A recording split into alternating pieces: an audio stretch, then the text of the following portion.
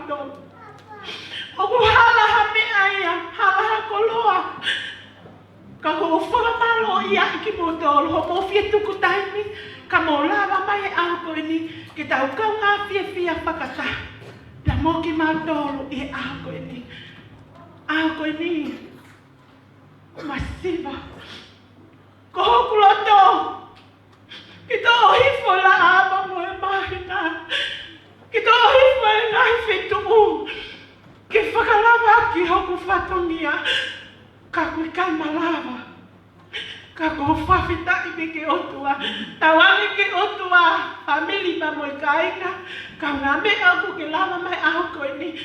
Ke hana he otua whakakakato. Pia te mautolo si oku tono no. Ka paupe mo mea mai o halo fia. I kai ke mau ha mea. Ko kore whamure mori ka te mautolo e wafa e